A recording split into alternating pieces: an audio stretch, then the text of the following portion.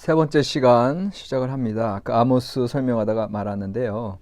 그 아모스에게 있어서 그 예언자적인 이제 통찰과 개혁적인 선포를 이제 말씀드리면서 그것이 이제 문서 예언자로서의 시작으로서 이제 그런 의미가 있는 거다. 문서 예언자의 시작이 왜 아모스부터인가? 그러니까 이제까지 우리는 그 구약 성경 지금 개신교 성경의 순서를 보더라도 이사야가 예언서 중에 제일 먼저 나오잖아요. 이사야, 예레미야, 에가, 에스겔, 그다음에 다니엘, 호세아, 요엘, 아모스 한참 뒤에 아모스가 나오는데 실제로 시기상으로는 아모스가 제일 형님이거든요.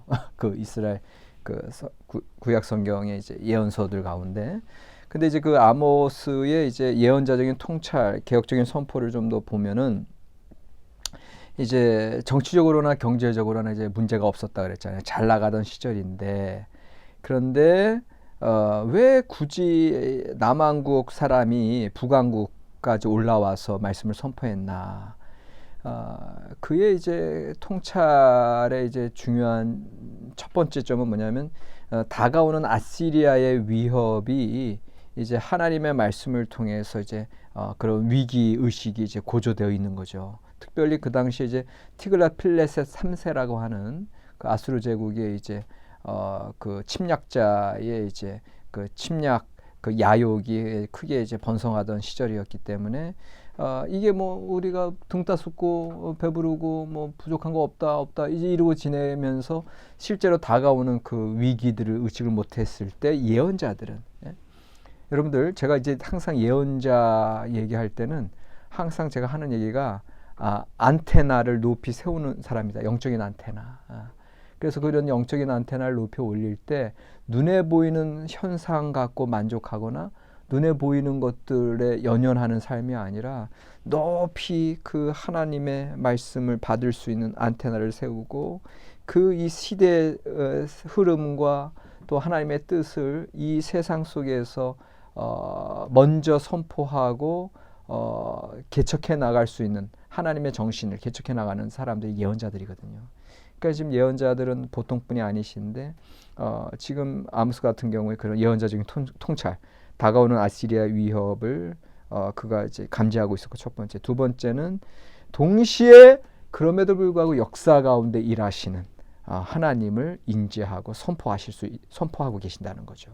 그러니까는 이게 단순한 어떤 사회 비평과 사회 분석가도 아니고 단지 인간적인 차원으로 현상적으로 멈추는 것이 아니라 그 영적인 안테나를 높이 세우고 다가오는 위협들을 감지하면서도 여전히 이 세상 속에 하나님의 뜻이 이루어질 것이라고 하는 그런 어떤 역사의식이죠. 역사의식. 예언자들의 역사의식. 그래서 실제로 구현되고 그 말씀이 실제로 삶 속에서 실천되어져야 하는 그러한 가이드, 그러한 지도자로서의 역할을 감당했던 게 예언자들이었다.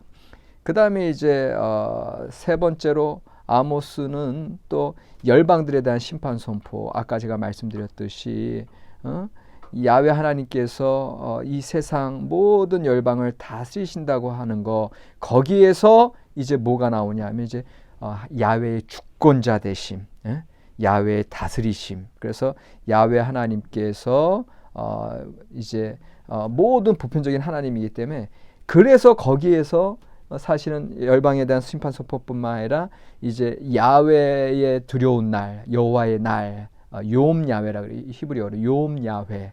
그래서 여호와의 날이 더 이상 구원의 날이 아니라 심판의 날이다. 왜?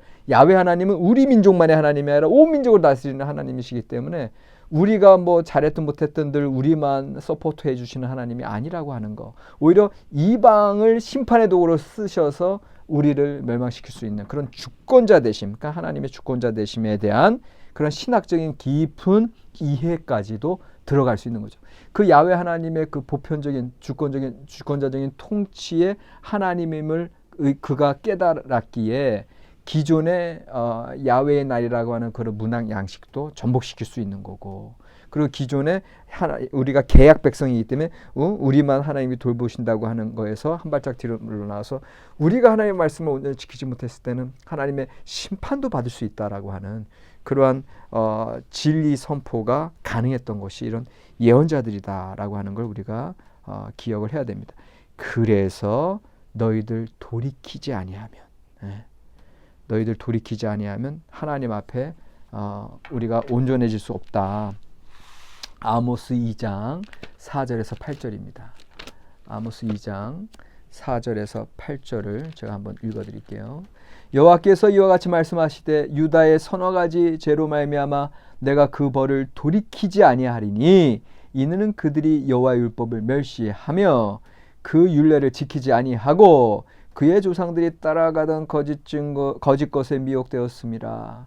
내가 유다에 불을 보내리니 예루살렘 궁궐들을 사르리라. 이게 이제 남유다 4절 5절인데 본격적인 게 이제 6, 7, 8절의 북이스라엘. 여호와께서 이와 같이 말씀하시되 이스라엘의 서너 가지 죄로 말미암아 내가 그 벌을 돌이키지 아니하리니 이는 그들이 은을 받고 의인을 팔며 신 한 켤레를 받고 가난한 자를 팔며 힘없는 자의 머리를 티끌 먼지 속에 발로 밟고 연약한 자의 길을 굽게 하며 아버지와 아들이 한 젊은 여인에게 다녀서 내 거룩한 이름을 더럽히며 모든 제단 옆에서 전당 잡은 옷 위에 누우며 그들의 신전에서 벌금으로 얻은 포도주를 마심이니라. 전반적인 제사장들로부터 그 가족들 또 사회적인 모든 전반적인 이 타락상, 이것으로 인해서 이 선택된 백성들이 결국은 하나님의 노를 돌이키지 아니하고 멈추지 않고 그들이 심판을 받을 수밖에 없다고 하는 그런 개혁적인 선포, 이들의 통찰을 통해서 개혁적인 선포까지 나아가는 걸 우리가 보게 됩니다. 그래서 회개 촉구가 2장 9절에서 11절로 쭉 나오는 거예요. 내가 너희를 애굽 땅에서 이끌어내어 40년 동안 광야에서 인도하고 아모리 사람의 땅을 너희가 차지하게 하였고 너희 아들 중에서 선지자를 너희 청년 중에서 나시린을 일으켰나니 이스라엘 자손들아 과연 그렇지 아니하냐. 이는 여호와의 말씀이니라. 하나님께서 그들을 이제 설득하시는 거죠. 내가 이런 그 너희들 돌봐왔는데 그러나 너희가 나실 사람으로 포도주를 마시게 하며 또 선지자에게 명령하여 예언하지 말라 하였느니라. 너희들 이러한 삶을 통해서 어떻게 하나님 앞에 발을 설 수 있겠느냐. 이전의 역사를 회고하게 하시고 그럼으로써 다시금 하나님 앞으로 돌아오게끔 하는 그러한 아모스의 선포가 나와 있습니다. 그러면서 여러분들 눈치채셨겠지만 이 아모스의 선포 가운데 그 신명기적인 선포, 너희들가 말씀을 지키지 않았다고 하는 거, 혼합주의, 그 다음에 타락상, 그래서 모세 전통의 보존자로서의 아모스의 모습이 이제 드러나고 있죠. 그래서 3장 1절에서 2절에도 보면 이스라엘 자손들아 여호와께서 너희에 대하여 이르시되 이 말씀을 들으라. 셔마 이스라엘. 애굽 땅에서 인도하여 올리신 모든 족속에 대하여 이르시기를 내가 땅의 모든 족속 가운데 너희만을 알았나니 그러므로 내가 너희 모든 죄악을 너희에게 보응하리라 하셨나니. 이거 보세요. 이게 심판의 메시지예요. 그러니까 모세의 선포를 통해서 특별한 하나님의 성별된 백성으로 그들이 계약 백성, 계약 관계에 들어갔지만 그러나 거기에 대한 책임이 그만큼 따른다고 하는 거. 그러니까 너희에게 내가 보응할 수밖에 없다. 너희 죄악에 대해서는. 그러니까 계약 백성으로서 하나님의 은혜의 삶, 축복받고 순종함으로 은혜의 삶을 살 수 있지만 동시에 너희들이 이렇게 타락하고 불순종하면 저주받을 수밖에 없다고 하는 그런 모세 전통이 고스란히 또 아모스에게서 드러나고 있음을 보게 됩니다. 그 결과 이들이 하나님 앞에 온전히 서 있지 않기 때문에 주님의 날, 심판의 날이 선포됐고 그 다음에 너희는 특별한 특별한 자들이 아니다. 이게 참 여러분들 이게 참 충격적인 말씀입니다. 아모스 9장 7절, 9장 7절에 이런 말씀이 나와요. 여호와의 말씀이니라. 이스라엘 자손들아 너희는 내게 구스 족속 같지 아니하냐. 내가 이스라엘을 애굽 땅에서 블레셋 사람을 갑돌에서 아랍 사람을 기르에서 올라오게 하지 아니하였느냐. 이게 참 충격적인 말씀이에요. 이스라엘 백성들은 하나님께 우리를 애굽 땅에서 인도하시고 우리를 계약 백성으로 거룩한 성별된 민족으로 성민으로 삼으셨다. 특별한 여호와의 나라를 구원의 나이다. 그렇게 그들이 자족하고 있을 때 그런 안일한 신앙에 빠져 있을 때 하나님께서 야 너희들 내가 이스라엘을 애굽 땅에서 불러내는 것 같이 블레셋 사람을 내가 갑돌에서 불러냈고 아람 사람을 기르에서 올라오게 했다. 내가 너희들만의 하나님이 아니라 이 만방의 하나님이다. 그러니까 너희는 내게 구수족속과 같다. 구수족속은 뭐예요? 이집트, 에디오피아 사람들, 그런 사람들과 다를 바 없다. 너희 특별하지 않다. 보편적인 하나님 개념이 지금 아모스에게 있어서 그 하나님을 깨달았기에 이제까지는 국수주의적으로 자기네들의 민족의 하나님으로 알고 있었던 이스라엘 백성들에게 그냥 뒤통수를 치는 거죠. 너희들 정신 차려. 하나님은 이런 우주적인 하나님이신데 그리고 다른 그 블레셋 그 다음에 다른 아람 사람과 다를 바가 없는 너희들인데 특별히 그동안 계약 관계로 사랑해 주셨는데 너희들 이렇게 생활하면 너희들은 결국은 멸망할 수밖에 없다라고 하는. 그러니까는 참 지금 제가 지금 여러분들에게 계속 이 예언자들의 어떤 통찰력, 그 통찰을 통한 정말 뒤통수를 얻어맞듯이 모든 기존의 관념이 다 허물어지고 새롭게 뭔가 하나님에 대해서 새로운 경험들 그렇기 때문에 개혁적인 선포로까지 나가는 거거든요. 이거를 제가 이제 계속 말씀을 드리는 거예요. 자, 그래서 이 아모스가 당시 이스라엘 사회에 대한 진단을 가만히 살펴봤더니 여로보암 2세 시대의 그런 풍족한 이스라엘의 사회상 이면에는 그런 영적인 타락, 그런 죄악이 넘쳐나 있었다. 겉보기에는 건강해 보이는 것 같지만 안으로는 암과 같은 질병이 그 악성 종양이 거기에 이제 썩어가고 있었다라고 하는 것을 이제 깨닫게 하시면서 자, 이 아모스는 이 잘 나가는 듯한 이스라엘 사회에서 첫 번째 죄악 세포들을 발견해내고 그들의 종교 예식의 타락, 그 다음에 그들의 부패상, 가정에서, 사회에서, 종교에서 종교적인 지도자들 그런 타락들을 다 이제 보여주면서 그 다음에 이제 두 번째로는 이 질병의 근본 원인을 짚는 거죠. 하나님의 계약 백성으로 부르신 바 된 그 사명에 충실치 못하고 있었다. 계약 백성으로서의 삶을 못 살고 있었다. 커비넌 피플인데 열방과 같이 세상 사람처럼 살고 있었다라고 하는 거예요. 그 다음에 세 번째, 그렇기 때문에 이스라엘 사회의 죽음을 선포하는 거죠. 그러니까 그 어느 누구가 너희들 죽었다라고 선포하는 거 하고 싶겠어요. 그럼에도 불구하고 아모스는 철저하게 하나님의 말씀을 받고 아모스 5장 2절 처녀 이스라엘에 엎드러졌으며 다시 일어나지 못하리로다. 자기 땅에 던지우며 일으킬 자 없으리로다. 또 7장 11절 아모스가 말하기를 여로보암은 칼에 죽겠고 이스라엘은 반드시 사로잡혀 그 땅에서 떠나겠다 하나이다. 8장 1절 2절 주 여호와께서 내게 이와 같이 보이셨느니라. 보라 여름 과일 한 강주리이니라. 그가 말씀하시되 아모스야 내가 무엇을 보느냐. 내가 이르되 여름 과일 한 강주리니이다 하매 여호와께서 내게 이르시되 내 백성 이스라엘의 끝이 이르렀은즉 내가 다시는 그를 용서하지 아니하리니. 그 끝과 이 여름 강주의 그 자음이 같은 단어예요. catch. 그 비유적으로 이 여름 강주 한 강주를 보면서 너의 끝이다라고 하는 것을 또 비유적으로 선포하고 있고 9장 8절 같은 경우도 보라 주 여호와의 눈이 범죄한 나라를 주목하노니 내가 그것을 지면에서 멸하리라. 이런 심판 선포들이 이루어지고 있어요.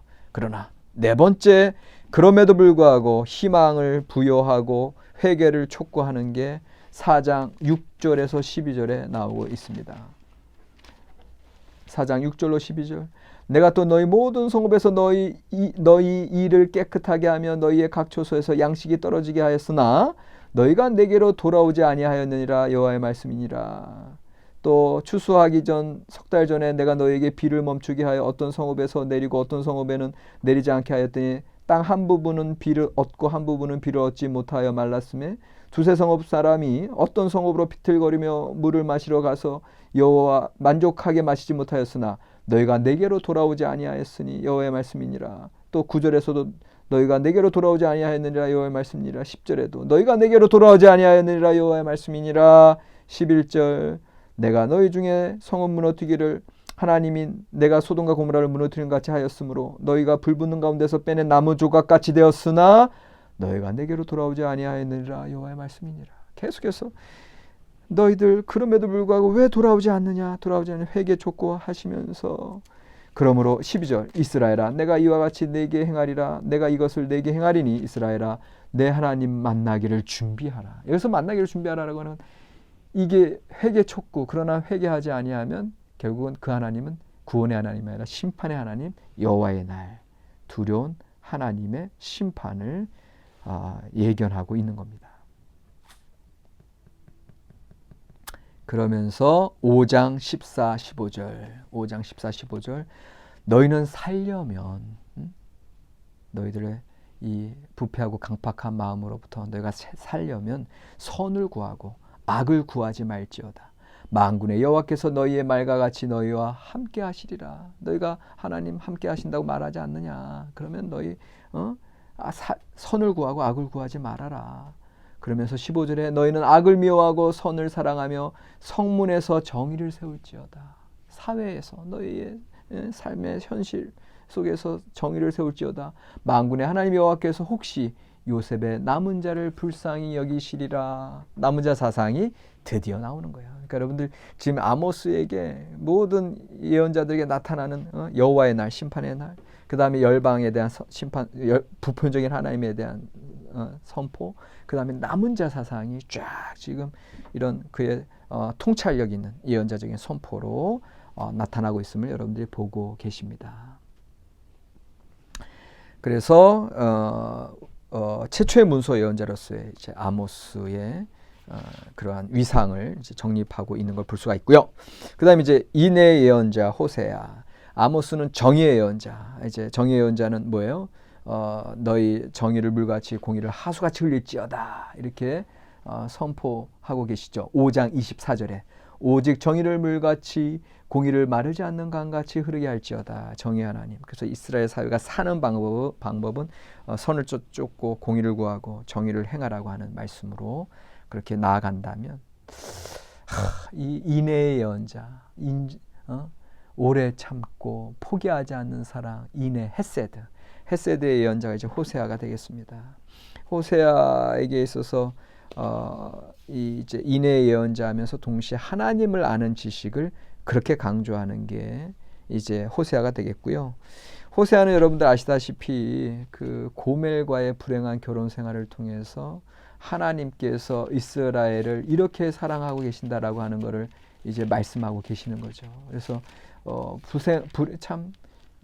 예언자들의 삶 자체가 하나님의 뜻에 붙잡힌 바 되어서 하나님의 말씀을 예치하셨다. 그 예치한 말씀으로 선포하는 자들이었기 때문에 그들의 삶은 철저하게 하나님의 뜻에 순종하는 삶이고 이 세상의 흐름을 거슬러 가는 분들이죠. 그러니까는 참 얼마나 힘들고 어려운 삶을 사셨겠어요. 그러니까는 아모스 같은 경우도 북이스라엘에서 그 베델의 그 제사장들 예언자들을 통해서 핍박을 받게 되는 거고요.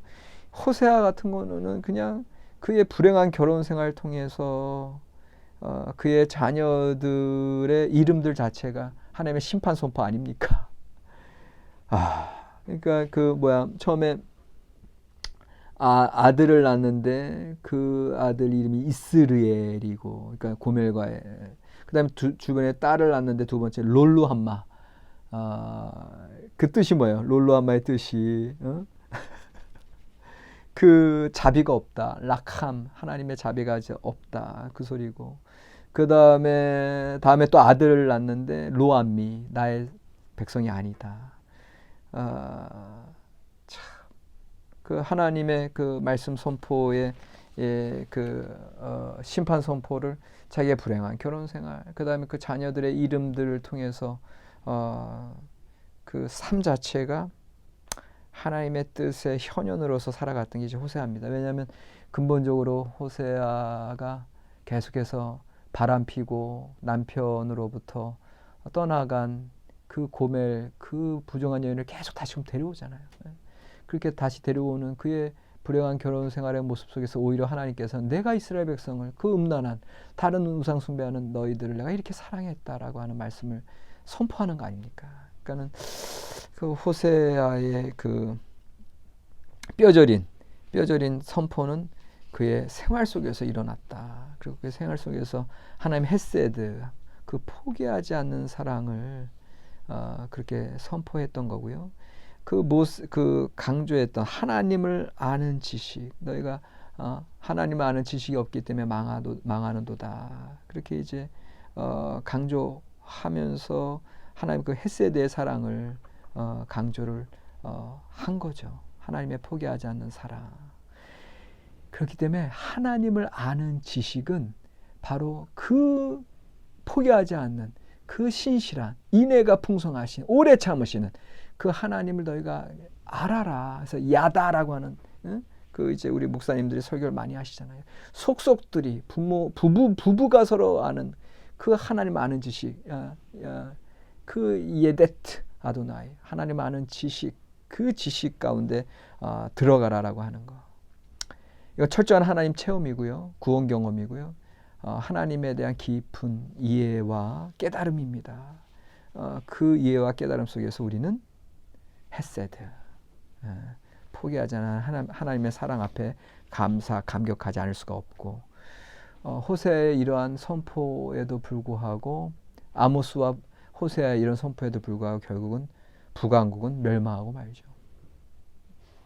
자, 북왕국의 멸망은 결국은 티글라필레세 3세에 의해서 팔레스틴 지역이 계속 위협을 당하게 되고요. 그리고 나서 이제 어떤 전쟁이 이제 치러지냐면 시리아 에브라임 전쟁이라고, 그 북이스라엘의 그 왕과 그 아람 왕 느신과 북이스라엘 왕의 이제 베가가 연합을 펴서 이제 우리 아수르 제국에 대항하자. 그러면서 남유다에게 너희도 같이 아하스 왕에게 같이 힘을 합쳐서 쳐부수자.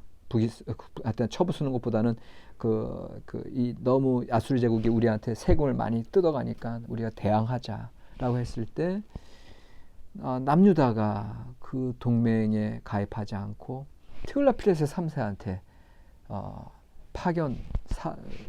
사절단을 파견을 해서 우리 도와달라고. 지금 북이스라엘과 그 아람 왕이 우리를 쳐들어 오려고 한다. 그런데 나는 당신에 대한 그 동맹, 그 반 아수르 동맹에 가입하지 않았으니까 나를 와서 도와달라. 그래가지고 티글라필레세 3세가 와가지고는 그때 이제 그 아람 제국이 그때 멸망하는 거거든요. 그게 734년이고, 그리고 나서 그 이후에 북이스라엘도 철저하게 이제 모든 그 조건들, 모든 삶의 조건들을 다 빼앗아 감으로 결국 10년 후에 721년에 이제 사네립에 의해서 이제 멸망하는 거고요. 그리고 나서 이 남유다 같은 경우도 그냥 조공 바치는 신세로 이제 떨어지는 게 이제 그 시리아 에브라임 전쟁인데, 그 시리아 에브라임 전쟁이 시리아는 아람을 가리키는 거고 에브라임은 이제 북이스라엘을 가리키는 겁니다. 그래서 시리아 에브라임 전쟁은 이제 다음 주에 이제 이사야 이야기하면서 좀 더 얘기를 할 거고, 어쨌든 그런 일들이 이제 전개가 되면서 시리아가 이제 아람이 이제 시리아 에브라임 전쟁 734년에 이제 발발을 했는데 시리아는 732년에 멸망하게 되고요. 그리고 나서는 티글라필레세 3세가 죽은 다음에 살메네셀 5세가 사마리아를 이제 사마리아 공격하면서 사르곤 2세에 의해서 결국은 721년에 이제 사네립이 아니라 사르곤 2세에 의해서 이제 북이스라엘이 이제 멸망을 하게 되는 거죠. 그러면서 아시다시피 사마리아에 있는 모든 사람들 강제로 아수르 쪽에 이주시키고 다른 아수르 제국의 이 이방 민족들을 사마리아에 정착하게 함으로써 이제 북이스라엘은 이제 정통적인 이스라엘의 혈육이 끊기고 그런 이제 잡족이 이제 살게 되므로 이후에 이제 사마리아는 예수님 시대까지 이제 이스라엘 정통적인 이스라엘로 이제 치지 않는 역사가 이때 이제 북이스라엘 멸망함으로써 이제 일어나게 되는 거죠. 그때부터 이제 시작되게 된 거죠. 예언자 호세아는 이러한 이제 호세아는 북이스라엘 사람이었거든요. 이제 이사야 남유다 사람이지만 아모스는 남유다 사람이지만 그래서 이런 호세아는 이런 이스라엘 멸망을 이제 눈앞에 보면서 이제 결국은 호세아는 나중에 예레미야와 같이 그런 눈물의 예언자로서 그리고 우리에게 기억될 수밖에 없는 그런 사람이 되겠습니다. 그래서 오늘 이제 북이스라엘에 활동했던 두 명의 예언자를 좀 봤고요. 그 다음에 이제 북이스라엘 멸망까지 봤고 다음 주에 이제 남유다의 종교 개혁부터 또 남유다에서 활동했던 예언자들 이제 그렇게 좀 강의를 또 계속해서 이어 나가도록 하겠습니다. 그래서 오늘 여러분들 이제 과제는 그 아모스의 예언 사상을 여러분들이 지금 쭉 보셨는데 그 아모스 예언 사상의 어떤 그 요점들을 정리해 주시고요. 아모스의 이제 예언 사상을 여러분들이 이제 정리하면서 오늘날의 적용점, 아모스의 예언 사상과 오늘날의 실천적인 적용점들, 그 아모스의 메시지를 통해서 어떤 걸 우리가 실천할 필요가 있느냐 여기에 대해서 좀 잘 써주셔서 여러분들 중간고사 30점 중에 10점은 또 이번 숙제로 이제 평가하는 걸로 그렇게 하겠습니다. 예, 수고하셨습니다.